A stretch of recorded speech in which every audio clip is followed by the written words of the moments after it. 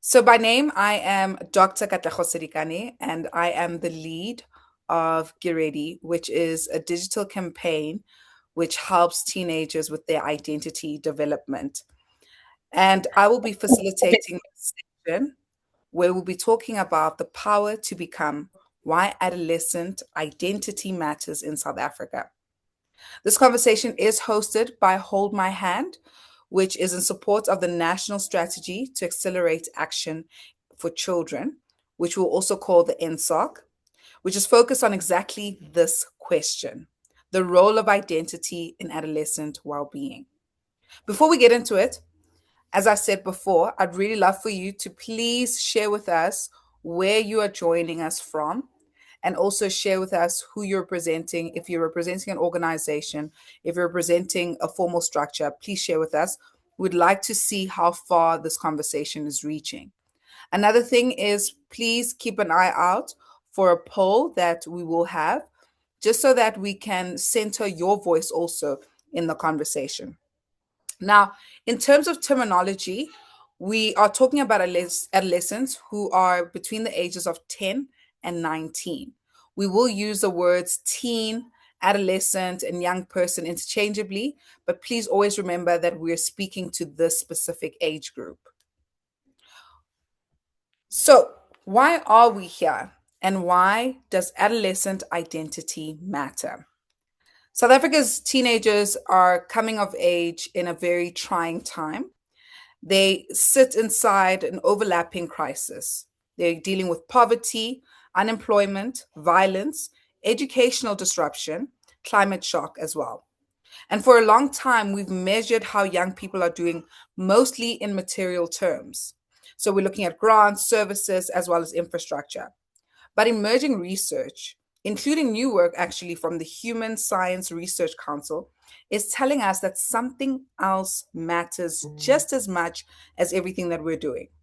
Whether a young person has a strong sense of purpose, belonging, self worth, and agency, where they believe they have a future worth working towards. That's really the question that's underneath everything that we'll be discussing today. What happens when adolescents stop believing they have a future? And what does it look like to build that belief back as a country? So over the next hour, you'll hear from a young person, actually two young people. I'm very excited to share that. Who will be sharing about, so Thando will be sharing about her own lived experience. And we'll also hear from Precious Mjali, who is the deputy president for the RCL structure in the Free State. And she'll be sharing with us how purpose has led her to where she is in terms of a leader, and also the type of support that she's looking for. You'll also hear from the team behind the national strategy and from the researchers and practitioners working at the front lines of this question. We're going to move beyond a deficit lens. So we're not only going to be focusing on what's broken, instead, we want to go beyond that. And we want to actually talk about what is being done in real time, the navigational capacities that help adolescents build protective pathways through crisis, even in really difficult conditions. We'll also explore a framework for thinking about identity in the adolescent years and how we can support adolescents during this time of their lives, which we know is a very critical time of a human being's life. Our goal today is simple to state, even if the work is not, it's very layered. We want to put teen identity on the table as a central development priority in South Africa, one that sits alongside health, education, and economic opportunity, not behind them. And we want to leave the session with practical pathways through policy, programs, and through how we collectively choose to show up for young people. So now I'm going to ask for a poll to be put up. And this poll will be asking how we think adolescents can be empowered. Just waiting for the poll to come up. So, what makes the biggest difference in whether a teenager can handle the pressures that they face? Are we saying that it's one, material resources such as income, services? Are we saying it's a strong sense of identity, their purpose, their belonging, their self worth, their agency? Are we saying both equally? Or are we saying we're actually not so sure? So I'm going to give you guys a minute to just answer this poll. And while you're doing so,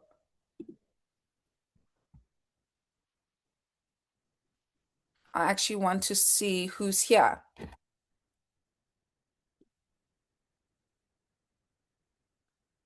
So we've got,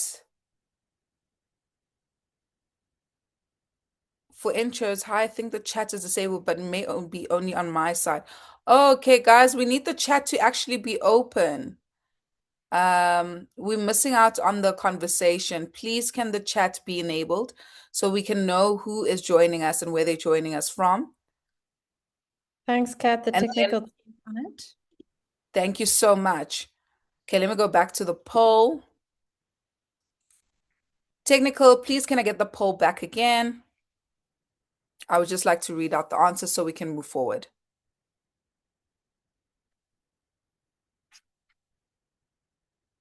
Okay. We're having a bit of technical issues. Oh, here we are. Okay, so here we are. So 56% of you said a strong sense of identity, and 44% said both equally. None of you have said material resources, and none said not sure. So it seems like we have this conversation is actually very important, and it looks like we're all on the same page. So now I'm going to pass over the mic to Precious Mjali, who is our young person joining us right now at the RCL Summit. So she's a teen, she's an important voice for this conversation, and she'll be sharing with us how purpose has helped her be the leader that she is. Thanks, Precious. Please start. Thank you very much for this opportunity. When you speak of purpose, the connotation and the denotation that comes to me is reason and both resilience. Growing up, I always knew deep down that I wanted to be something great. That's all I knew. That was my aim, to be something great. However, I couldn't really narrow it down. I would picture myself in rooms where I'd be speaking in to crowds of people or presenting solutions and ideas.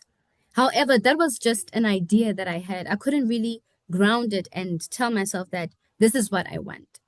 So all my actions were dedicated to one aim, which is to be great. My actions, my exposure, and everything that I evolved my life in, I wanted to do everything to the utmost best level.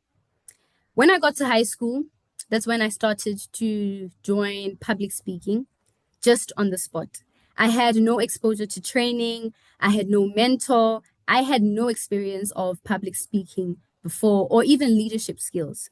I just remember standing in a room and just speaking what felt like came from my heart, but with boldness that I never imagined before. And that's when alignment started to come in with the concept of purpose.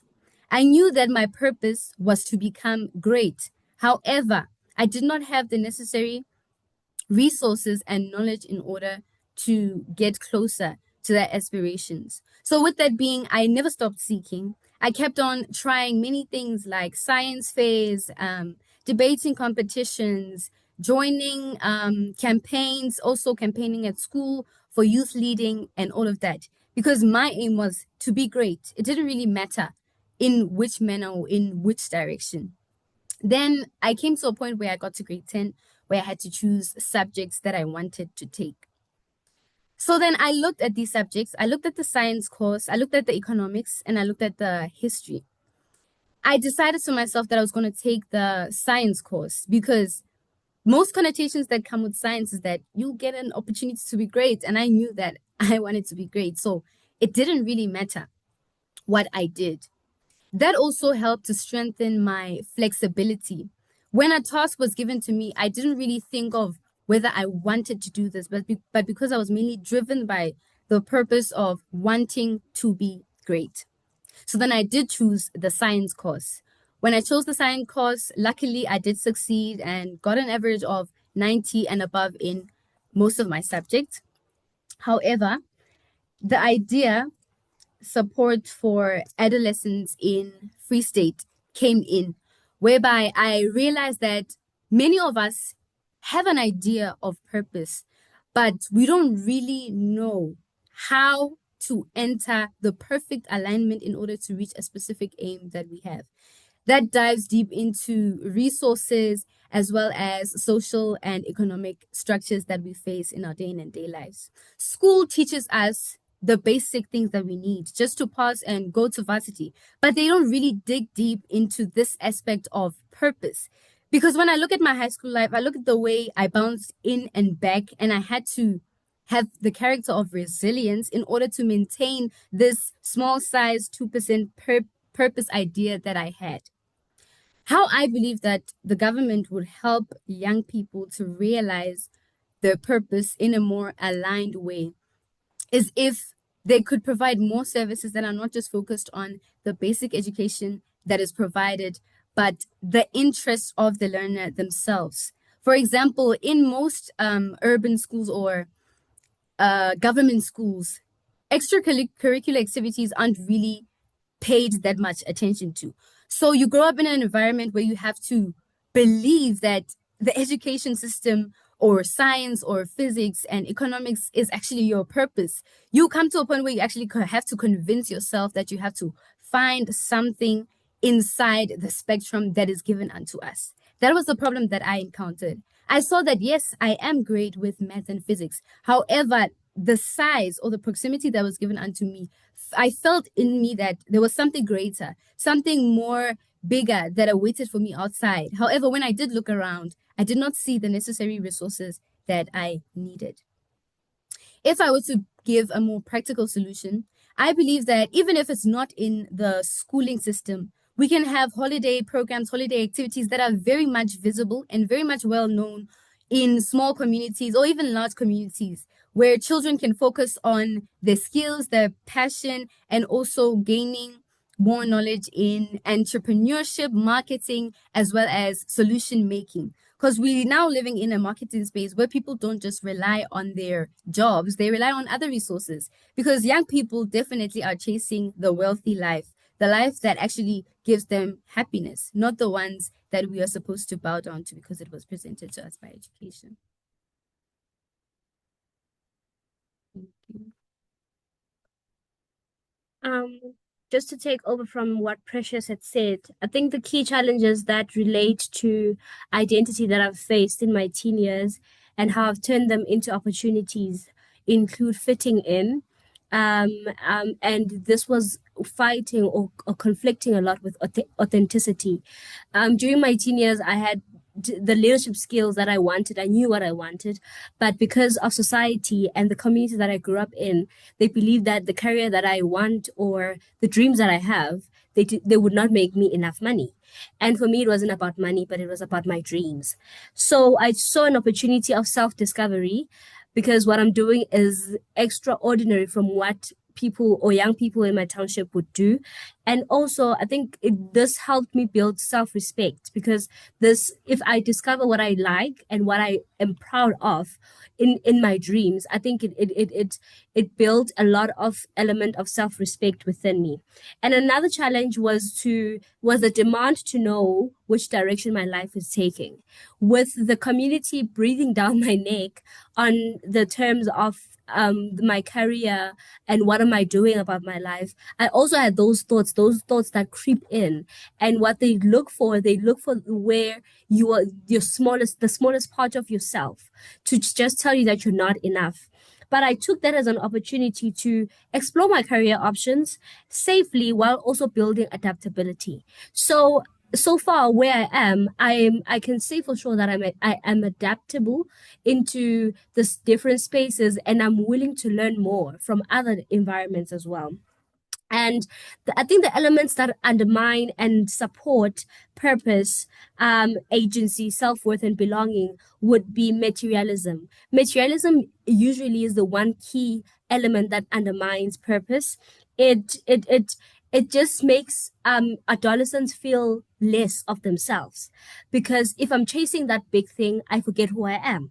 But I think what supports it is that if you set internal goals within yourself, it is going to be easier for you to actually know that I'm not chasing that material thing, I'm chasing what I want.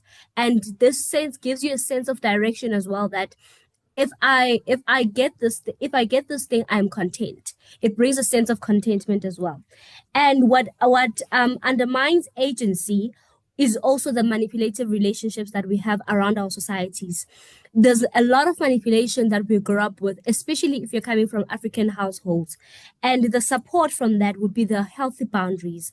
And this is a foreign idea, especially in African households, because the word boundaries would actually get you beaten up by your Black parents.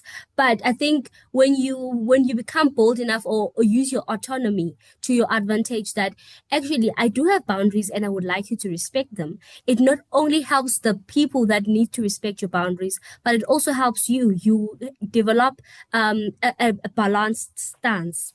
And I think what undermines belonging would be toxic relation and isolation.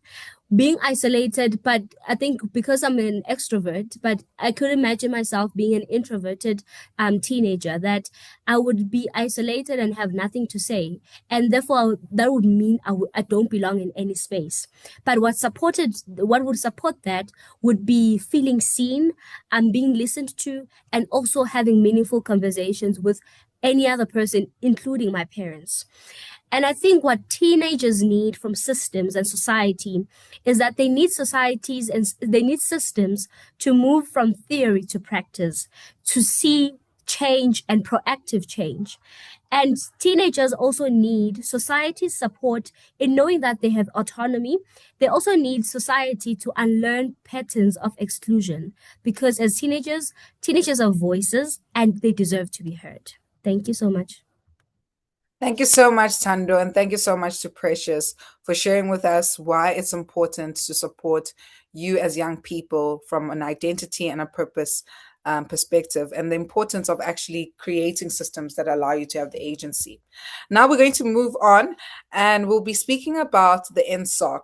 And who will be doing this for us is the wonderful Dr. Rose September, who has been fighting for children and youth since the 1980s, including helping to ensure children's rights were enshrined in South Africa's constitution. She has helped shape landmark legislation, including the Children's Act and the Child Justice Act, and has led child rights work with UNICEF, Save the Children, the African Union, and beyond. Now, there's a lot more that we can share, but she's also has helped serve in the presidency to lead the development of the national strategy to accelerate action for children, approved by the cabinet in December 2025. Thank you so much, Dr. Rose, for being such a wonderful connector, innovator, and a lifelong activist. Hi, everybody. Thank you for the opportunity to be part of this wonderful webinar. Apologies for the sound. I'm a bit nasal and congested, but very happy to participate. So imagine a host of adolescents with a map in the hand, rushing to a destiny through storms and really compelling weather conditions and circumstances, and exhausted. They finally land at a house. They stand at the house, but alas, all the doors and the windows are closed. They listen, and inside, on the other side of the door, are adults arguing amongst themselves about who's got the keys to open those doors. Colleagues, I'll finish that story at the end of my input here this afternoon. My input is going to focus on why is it important for governments and nations to invest in adolescents. Second, in how the NSAAC specifically centers adolescents as a key priority intervention to accelerate action for adolescent well-being, but also for nation building and to secure dignified lives. So why is it important that we center adolescents' well-being? We know that for decades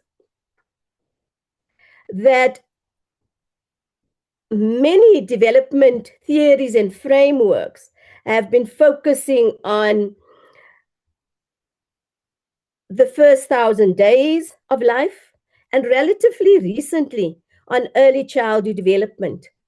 Make no mistake, this is essential and must be sustained. Today, development frameworks such as the World Health Organization's AHA and Adolescence Framework and guidance documents recognize adolescence as the second window of opportunity. It's during these years that the teenage brain goes through massive secondary surge of cognitive rewiring and neuroplasticity. So when countries invest purposefully in adolescence, it triggers 3 triple wins. Economists calls this the triple dividend. First, it immediately benefits adolescents. Second, it secures their health and the economic productivity as adults. And thirdly, it safeguards the well-being of the next generation, the children that they will be parenting.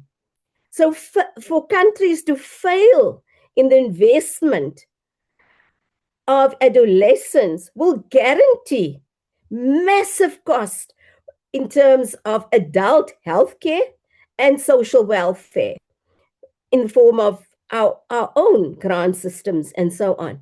Whereas investing in human rights, in capabilities, and sustained economic development will secure happiness and dignified lives.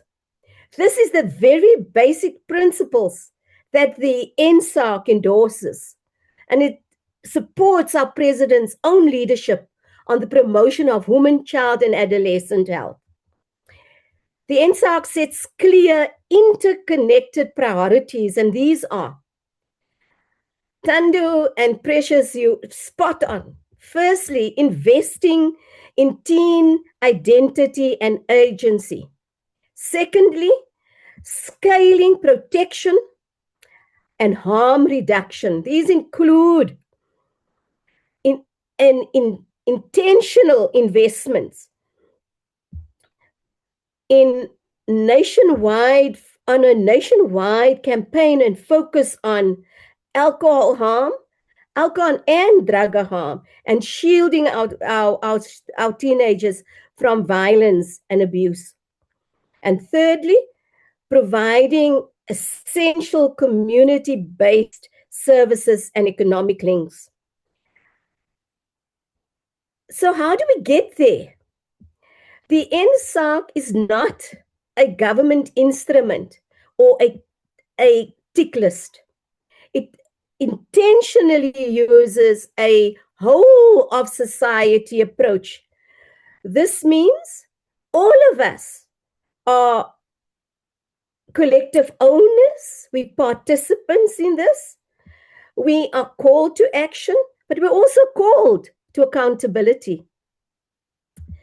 So to transform from this now cabinet approved cabinet document to everyday practice, NSAAC also includes a section where each and every one of us, from the presidency, government, civil society, teens, unions, and the private sector, can find your role. It specifies a role for you that can immediately be activated. The call is for now. The call is find your voice, find your space, and do this, and do it collectively. So in my last minute, in conclusion, the heart, this entire strategy is mobilized through what we call, and which the NSAAC endorses, is a campaign called Hold My Hand. It is centered on the authentic perspective and teen voice. This symbolizes that symbolizes an invitation from our children and our adolescents to adults to walk with them to a safer, fairer, and prosperous South Africa.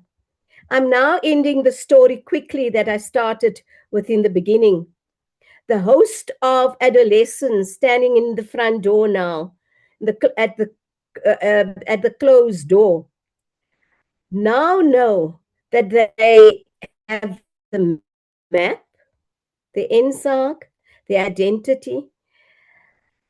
They use their agency, their identity, their resilience, and their incredible creativity to say to adults, come, let's go. Just hold my hand. Colleagues, in a relay race, the worst mistake that a runner can make is holding onto the baton for too long because they don't trust the next runner's grip. For years, we as implementers have been running this race, clutching the imperative guidance tightly in our own hands, while our adolescents are running behind us, hands stretched out, shouting that they are ready to sprint. This national moment is our cue to stop hogging the track. Remembering the youth of 1976, it is time to change gears, to stamp our foot on the accelerator, to firmly pass the baton of action to our adolescents, and to run together at an accelerated pace to cross the finish line of their well-being and potential. Let's all get behind the NSAAC. Let's all unify our sectors, and let's all deliver the future of our children, or the future that our children and our adolescents deserve. I thank you. Thank you so much, Dr. September. We really appreciate having a moment to listen to you. You're always gunning for the children, and we're so grateful that we can have you as part of this. Now, our next speaker is Dr. Shahieda Jansen, who is a clinical psychologist whose career has been rooted in higher education. Her specialties areas are theories of human nature and masculine-focused development. And in 2022, she published her book, Masculinity Meets Humanity.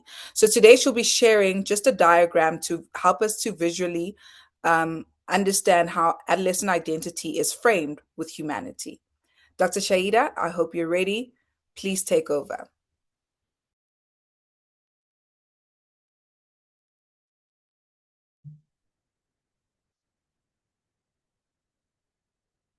Can you see? Can you hear me? Can you see me? Yes, Dr. Shahieda, we can see. We just need you to expand it a little. So I think you need to go into. Can you hear me? Yes, I can hear you, Dr. Shahieda. It is in share, Presentation in full sharing mode. mode. Yeah, Okay. presentation mode. Can you see it now? Let me see. Is it Yes, reflecting, Doctor? Yes, it is, Shahieda. It's all fine. It's in presentation mode. Yeah, you can carry on. Okay. Thank you so much, and thank you for inviting me for this. And she explained to us that teenagers are already wired, for identity formation. So whether we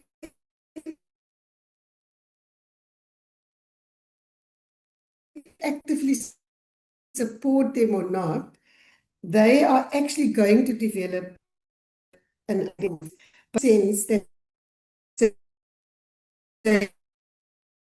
we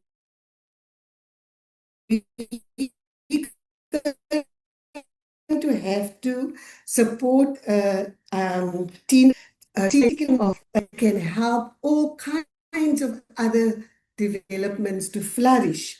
And so we're looking then at mobilizing the whole country to support this development of strong identities that can support mental health, well-being, educational achievement, ethical behavior, kind of teenage identity that we want to support. And it's grounded in Shahieda, relationship sorry, and Dr. Shahieda. community. So such an identity of belonging. Yes. Sorry, Dr. Jansen, can you hear me? Hello, can you hear me? Sorry, we're Yes, just I can hear struggling with you. the network. So I'm just going to move on to the next speaker for now and just give you a moment just to Okay. get better connectivity, because I feel like we're going to miss out on such an amazing Okay. work that you've been doing. Is that okay? So if you can Okay. stop sharing All from right. your No, side. that's fine. Thank you I'll so stop much. sharing. Yeah, there we go. So for now, we're going to have to move on, just in the interest of time. And we'll be bringing on Dr. Alude Mahali Bengu, who's a research director at the Human Science Research Council. And she's been doing work on education, youth, and the future.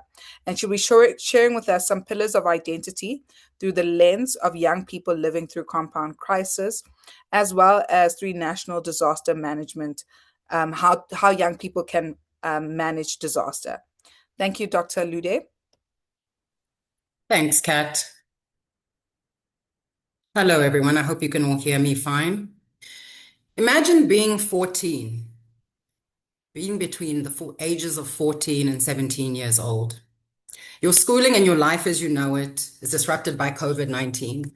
And in the midst of this, your community is affected by unprecedented and destructive looting. And just as things begin to stabilize, months later, floods ravage your home and community infrastructure.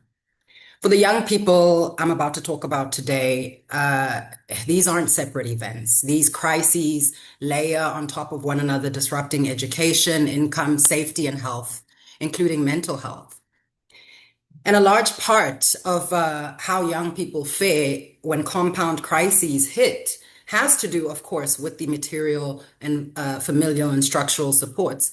But I think this research is proposing and emphasizing, just as the speakers before have done, that young people's exposure to crisis is also mediated by identity. The extent to which young people understand themselves, their place in the world, the extent to which they feel seen, valued and worthy matters when it comes to how they pick themselves up when multiple waves hit.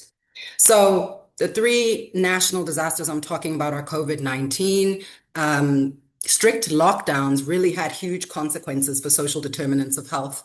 Sorry, I just want to time myself because I don't want us to run out of time. And the July social unrest, the July 2021 social unrest, also called the looting, was hugely disruptive to the economy of my province, where I sit in KZN, and eThekwini specifically. And then the floods of April 2022 had huge consequences for infrastructural health consequences for people in eThekwini and the province broadly. So this is the context in which I spoke to these young people. 39 young people last year between the ages of 19 and 23 now, who I was asking to reflect on 5 years prior when they were 14, 15, and 16, on how these three events affected their lives. At the time I spoke to them last year, 3 were still completing secondary school, 10 were in university, 6 in TVET colleges, and 7 in low-paying informal work, and most of them were not in employment, education, or training. The central question that this study was really trying to ask is, how do young people with different identities respond to crisis? And how much of a role does their identity play in determining that response? And so we came up with typologies of aspiration and agency. These are 8 typologies and classifications that convey young people's views of themselves and their journeys. They were asked to pick one typology that represents them in the past, before these national disasters, one for the present, when we were talking last year, and another for the future. And it's just a helpful way to get young people to talk about agency and aspiration over time. So the temporal aspect is really key, including the external factors that affect this journey. and also a useful tool for reflection and growth, and for them also to reflect on how much progress they've made, and as a method of goal setting. So these are the 8 typologies. 4 of them are high agency, high aspiration typologies. So a getter is someone who gets up, they chase their goals, they seek opportunities, they try different things. A doer does, even if they don't know how or what. A wanderer drifts from opportunity to opportunity with little direction. Now, Thando, you mentioned earlier when you were talking the pressure to have a sense of direction, how that was crippling to you as a young person. Pressure family puts on you to have a sense of direction. Wouldn't you be surprised to know that having a sense of direction doesn't make you not have agency or not be a person who aspires? I think the point we're making is act. Whether you have a sense of direction or not, what is key is that you act. Beating the odds, this is a person who's been through a lot, who has a difficult background, but is still fighting. And so they come from extreme difficulty, deprivation, whatever it might be, but they have grit and they have perseverance. 4 low agency, low aspiration typologies, the watcher who kind of stands passively by while everyone's life, including their own, continues. The struggler who is trying, but every day is a battle. Things are not working out. A person who's delayed, who's not where they want to be, who's feeling stagnant. And those who are living for now, which, you know, is a strategic position to take, because what you're saying is, I'm going to be patient. I'm going to accept the status quo. I'm going to deal with the status quo for now, but not necessarily accept it. So what did these young people say? Well, for the past, they chose primarily high agency typologies like beat the odds and getter.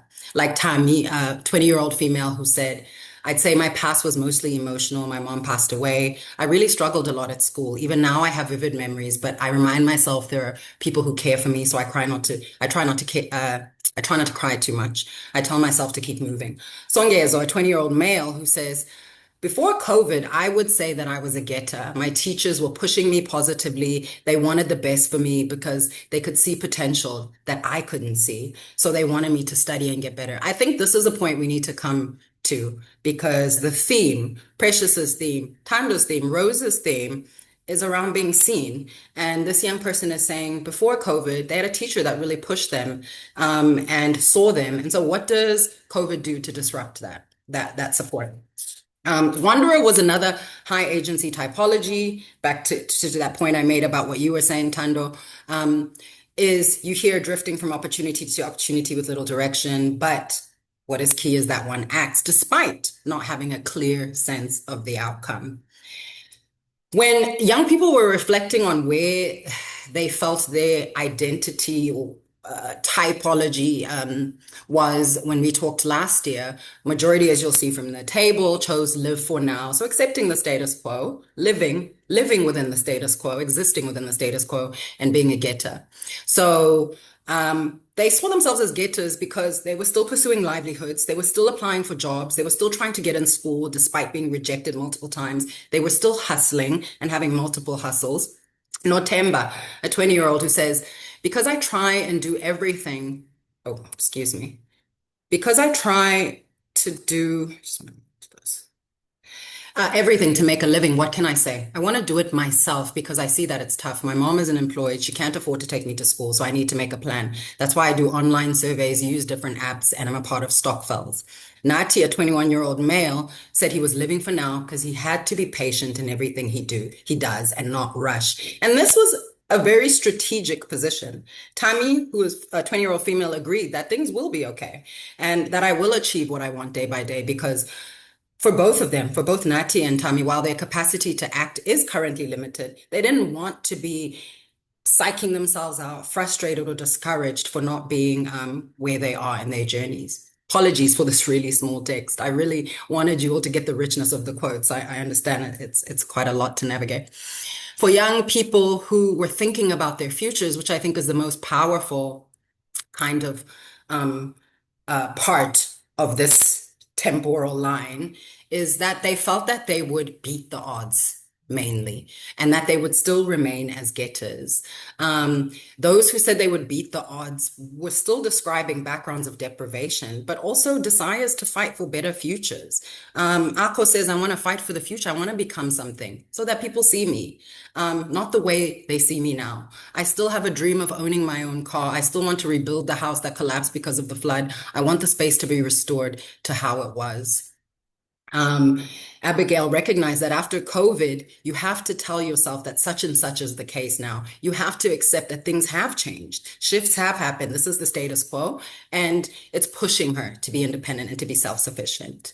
And for the people that chose doer, they acknowledge that waithood and failure is a part of life and would not prevent them from pursuing their goals in life, such as Annette and Sonke shared.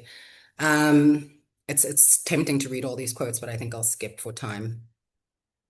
But I do let me read Sonke's. I think I'll stick to the doer in future because I feel like I already have this mindset. I should start anything I have thought of. Even if I fail, that will not mean that I'm a failure because everything has its own beginning. So purpose, agency, belonging, aspiration. We've heard about these really 4 aspects of identity formation that we think deserve to be brought up to the fore and recognized as key capacities that young people need. Precious opened by talking about some young people having innate resilience, grit, determination within them, and sometimes not knowing how to channel that. She talked about the young people, besides all these interventions around entrepreneurship and skills development, needing guidance around how to grow, practice, and develop some of these capacities. And so one such way I'm proposing is through the navigational capacities framework, which is a broader way to look at the social resources young people need to traverse through life. It says that whether young people can navigate layered crisis is not just about material resource. That poll question at the beginning, some of you, none of you just said material, but some of you said both, and you're absolutely right. It's about a holistic approach, including these identity resources, which we're saying are really key, whether you have a capacity to exercise agency, whether you feel like you belong, whether you're able to develop a sense of self-worth, find purpose, and continue to aspire.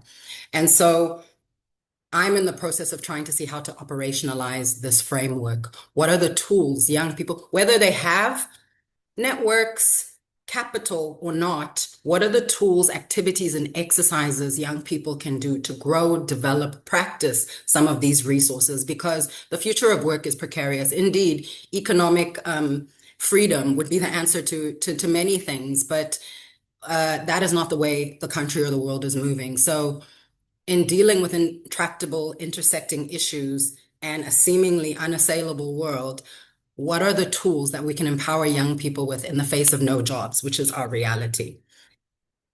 Young people in the study could imagine futures, right? Even though they navigated crisis differently. They talked about beating the odds. They talked about being go-getters. They talked about having aspiration despite hardships. They talked about rebuilding family homes and getting and pulling their families out of poverty. And so there's a huge sense of purpose that these young people had, even those who were neat, but it was harder for them to sort of express that. Aspiration, I think we're saying, is not a luxury. It's not a privilege. In societies like ours, it's a survival strategy. You need to have a future to look to and to be excited about. Belonging buffers young people against crisis in this study, belonging to churches, to groups, to networks, to community networks. It's emotional infrastructure when state systems fail, when institutions are fractured, and agency shapes how young people respond to instability, however limited that agency might be. So even in the midst of all the chaos, young people still hustle. They still have multiple hustles. They still search for work. They still try to create informal livelihoods. They still regulate themselves emotionally. They still pursue education despite disruption. And so they are, in their own way, exercising agency, despite it being constrained agency. Let me end by saying, Kat, that this is waithood was a huge finding that came out in the study, and waithood as a barrier to youth identity, because the reality is young people between 15 and 24 in South Africa have the highest unemployment, and Mozambican sociologist Alcinda Honwana defines waithood as this prolonged period where many young Africans find themselves unable to transition into adulthood because of structural inequality, and they can't become self-reliant. There goes my timer. And leaves them dependent on family, friends, and the state. And that came up in our study too. Being not in education, training, employment makes them feel stuck. And watching peers progress causes distress. They said, my life is stagnant. It hurts staying at home. I feel drained.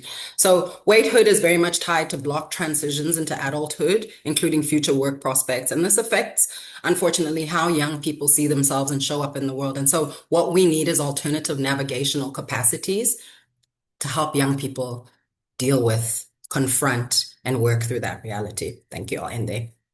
Thank you so much, Alude. I really appreciate that.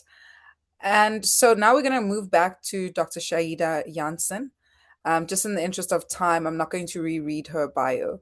Dr. Shahieda, please, can you join us again?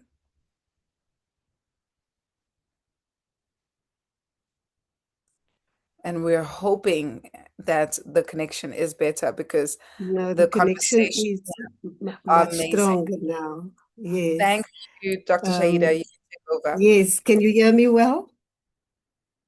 Perfectly well. Yes. Thank you so much. Okay. So thanks so much. I think Dr. Alude, I think she again also set the tone for me. Did you hear how she speaks about the grit, and the multiple complexities and challenges that young people face? And so she made the argument for me that we are not just, trying to root for any kind of identity. We're trying to root for a particular kind of identity, what she was referring to. You see the odds are stacked against young people. And so the kind of teen identity that we want to support, therefore, is grounded in community, is grounded in ethics, in morality, in trying to actually promote the kind of support for young people that will strengthen their ability to ride these kind of crises and structural inequalities that is just part of South African life. So it's for that reason that my favorite metaphor for identity is the core of the body. So just like strengthening the core muscles of the transform your body into a powerhouse, and we're not even aware of these muscles, right? But when you punch, or even when you try and balance, or you're carrying your baby, those are actually the muscles that you are actually enlisting. And so in the same way, a strong identity creates the conditions under which other forms of flourishing can become possible. Getting the energy for the upteenth CV that you submit, going for the upteenth interview, really trying your best in terms of showing creativity in the way you're navigating all the difficulties of being a young person in South Africa. And so, as a clinical psychologist, what I find when I meet with young people on campus, the first thing that we do is not to identify their problems, nor their study goals or their career aspirations, even though that might be the purpose of why we're meeting. The first thing we do is together we begin to dig for the roots of their belonging. We first ask, where are you from? What are your values? Because we understand that the self is constituted by belonging. If you can remember how many times Dr. Alude mentioned the word belonging, and she spoke about this kind of emotional infrastructure, that young people need. And so the person does not first exist and then seek belonging. Belonging is the condition through which we become fully human. And so that is where teens are going to develop their identities from. If you go across the world, whether you are with the Maoris or with the Chinese, most cultures in the world understand that you do not develop identity from a vacuum. In fact, if you look at the screen, this framework of humanity, there you have this teenager with their unique set of skills and talents, their resources, the energy that teenagers have. And already they are surrounded by the structural inequality, the unemployment, the inability, to secure that job. So many of our young people nowadays are facing graduate unemployment. They may even have a master's degree and struggle to find work. So I wanted you to see how the developmental task of adolescence is nested within that structural social cultural frame, and then within their community. And remember, their community is trying to provide them with models of what kind of identity they are supposed to develop. So depending on where they find themselves, their community will assist them in this ability to find themselves. And then their community in terms is part of a global humanity. Now, why this is important? Because by first clarifying what it means to be human universally and how a particular community interprets that humanity, we then establish a stable reference point from which to examine the unique experiences and the opportunities of adolescence. Now, and the reason why it's also so important that we understand identity as a special form of belonging is that so that we can clearly distinguish belonging from merely fitting in. Now, if you look at that tree, the leaves, they change with the seasons, okay? Now, and they constantly have to almost change themselves. Now, in the same way, young people are under enormous pressure, under the self-made myth, and that they're on their own and they everyone out there are their competitors, because this is the kind of fitting in that they are under pressure, right? Because the fitting in requires a performance. It requires conformity. It even means that they have to suppress who they really are in order to fit in. But as you can see, belonging is actually like these deep roots of this tree, right? And when they are rooted in that way, it means that they are then in a position to actually navigate some of those challenges that Dr. Alude went into in more detail. Because as we know, South Africa remains gripped in this reproduction of inequality, right?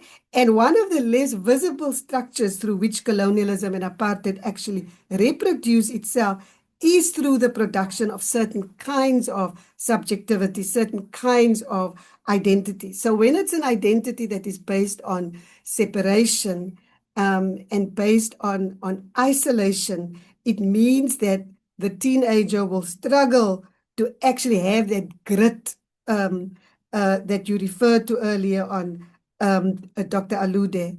So I'm going to close my few words that I had on 2 slides. So I've got 2 conclusions. And my first conclusion, I want to say that South African teenagers, just the way I started, are already developing identities, right? But the question that I have for the teenagers is, are you a teen, or are you a rooted, or are you a renter? In other words, are you rooted through your identity to your own inner world? Are you rooted to your own community, to the building blocks and the material of your ancestral resources that you can draw on? Because none of us actually makes it on our own, right? So that's the question that I have, because when identity emerges from deep roots, from belonging, it gives teens that power, that self-sovereignty, that they can actually engage with the challenges that they are facing. But when they are merely fitting in, they are in fact, renting space in someone else's story, right? So just one last caveat that I want to include. I am not arguing that an Indigenous identity framework will eliminate structural inequality. No, we don't have that kind of luxury, okay? Even when a teenager possesses a strong sense of self, they will still encounter the exclusion in the labor market. They will encounter the unequal schools, the spatial segregation, or the economic hardship. But what I am arguing for is while identity cannot dismantle structural apartheid on its own, it can provide the communal and the moral resources necessary to navigate, to resist, and to transcend some of the aspects of the difficulties that they are facing. And then in closing, then I would like to say that once someone begins to transform in how they understand themselves, everything shifts. How they think, how they talk, even how they walk into a room. Because we say, it takes a village to raise a child, but it actually takes a village to support the kind of teen identity that can overcome the chaos and the exclusion that current teens are facing. Thank you so much for listening. I will end there. Thank you. Thank you so much, Dr. Shahieda Jansen. We really, really appreciate all that you've done and the work that you've been doing with understanding teens and their identity, and also giving us some imagery to visualize how we can also be involved in supporting teens. I also like to say a huge thank you to Dr. Alude. Thank you so much for also helping us understand that aspiration is very important, and not having a direction doesn't mean that you don't have a future in front of you. I mean, I remember growing up as a teen and I felt like I didn't actually have much of a direction, but here I am. I still feel like I have high agency, and I still felt like, I was still aspirational. And to Dr. September, thank you so much for showing us that, we're living in a country that is starting to put a focus on children, but most importantly, put a focus on adolescents, which are called also we call teens. And to Precious, who's not with us anymore, as I said, she's actually at the RCL Summit right now. These are our new young leaders that will be representing other learners. But thank you so much to her also for sharing her voice, as well as to Thando for actually giving us the reality of why it's important to center the voices of teens. And I also like to thank you for joining us. I saw that our conversation is reaching as far as Germany. We are in the Western Cape, we're in KZN, we're in Gauteng, and I really appreciate you spending some time with us and helping us have this conversation. Now, this is not the end of the conversation. It's actually the beginning of a collective action. Remember, every child and teenager in South Africa stands on the edge of possibility and risk, where they step into a full picture, a future full of opportunity, or one held back depends on what we do next. So we need to see ourselves as creating those navigational capacities that also Dr. Alude spoke of. Now, we do have a resource that we'd like for you to check out. It's our Teen Identity Guide. And this has been positioned for adults who are in close proximity with teenagers, just understanding how teenagers, how they think, the neurophysiology, which makes them different, and why it's so important to support them.